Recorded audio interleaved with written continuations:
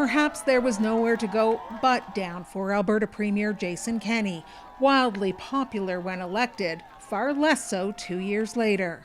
This is a leadership issue, and that's what this whole issue is. And I was representing my constituents and their concerns over the leadership of the party. It all started yesterday when Loewen wrote a public letter about his boss saying the UCP was out of touch and arrogant under Kenney's leadership and calling on Kenney to resign.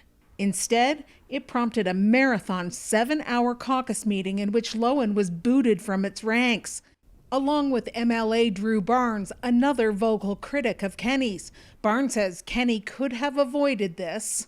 Instead, if he would have acknowledged that he's a big part of the problem and taken some responsibility for Albertans feeling so frustrated.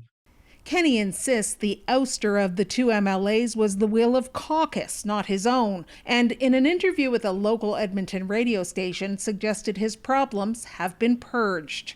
I believe I have the confidence of the party that I lead and the caucus I serve with, and I'm governing on the largest Democratic mandate in Alberta history. But no one is revealing how close the vote was, leaving a big question mark over how united Kenney's caucus really is. So there are so many different fissure lines now within the UCP. Rural, urban, progressive conservative versus wild rose, government versus backbench. The only declared leadership candidate of the upstart Wild Rose Independence Party says he has been having confidential discussions with other UCP MLAs.